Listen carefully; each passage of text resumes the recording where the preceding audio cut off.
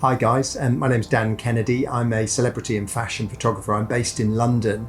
I do kind of two kinds of work. I do editorial work for magazines in the UK and the US. We have the Saturday and Sunday Times magazine here and Hollywood Reporter and Billboard magazine in the US. I work for those kind of publications. And then I also do commercial work. So my commercial clients are people like Disney, Estee Lauder, Marks and Spencer's, people like that. So I do that side of things. I also run an academy which is helping photographers who are kind of on their way up to learn fast, to learn quickly. So that's who I am. I'm based in London in the UK and I travel a little bit occasionally, and I've been a working photographer for 25 years, my God.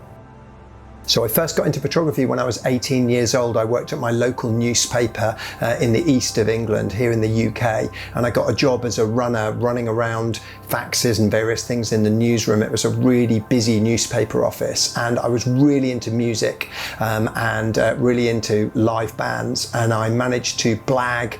Do you know the word blag? I managed to kind of blag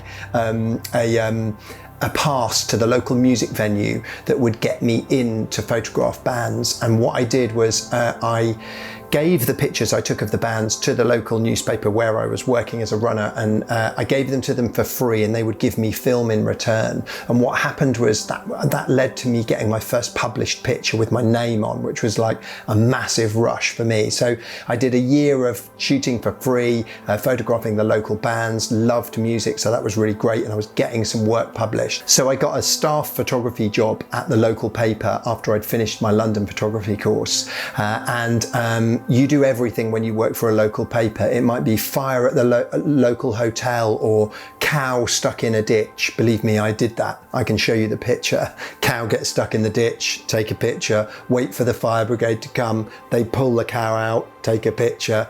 Cow gets saved. Whee! That was the kind of thing I was doing. Shooting on film, shooting about 5-6 rolls of film a day and processing them by hand and then making prints myself. You kind of have all the scope to make mistakes. So you might be photographing a local football match and realize you forget to load the film in your camera. That is the last time you will do that. It's a horrible feeling like you're getting hotter and hotter and hotter. Oh my God. And you didn't get the shot. So you'll never do that again. I don't think I ever did that again.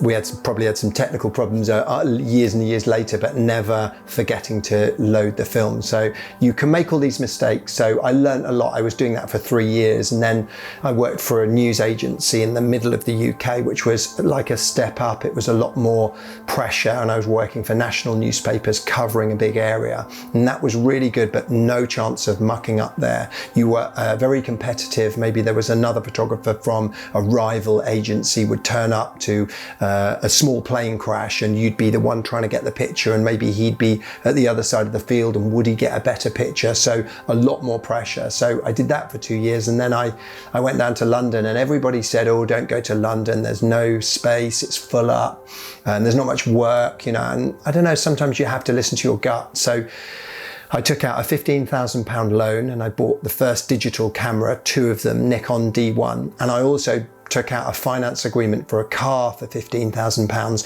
both on the same day. I took a deep breath and I went down to London with no guarantee of work.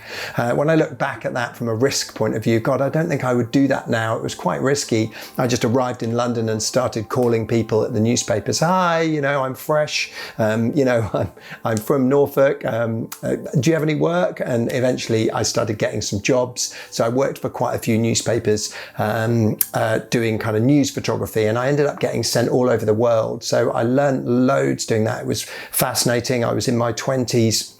And I ended up working in America, doing British and American troops, practice training, and I also worked in Australia as well. So I got sent on a load of really good foreign assignments, and got used to more and more to working with people, and got used to working really quickly. So those are 2 really key skills which have carried me a long way to where I've got to today.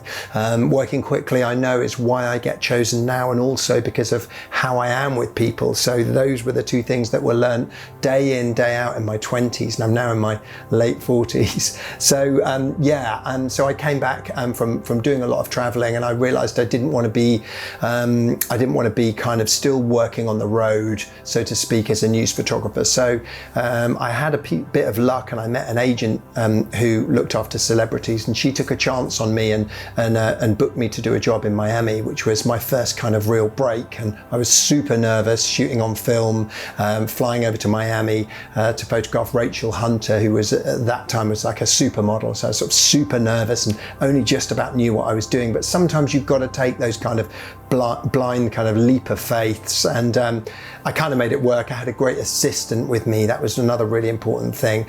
He was an old friend from my hometown who'd become a really good assistant in London, and I rung him, Matt, oh my God, I've got a job in Miami and I don't really know what I'm doing. Can you come and help me? And he came and helped me, and so that was really, really great as well. And so learned loads doing that, and that agent then booked me for another few jobs, and then eventually I stopped doing kind of newspaper news shifts, jobs I guess you'd call them, in total, and I started working for magazines. So magazines in the UK at that time were exploding. We used to just have 1 or 2 magazines, and the world of celebrity was literally exploding. It was before Instagram and just before Facebook, so no one was posting pictures of themselves anywhere. So there was a massive need and a want for people to see celebrities. So my phone started ringing. Are you free on Tuesday? Yeah. Are you free on Thursday? And I just started doing job after job after job. So it was a great time. I kind of fell into that at a great time really.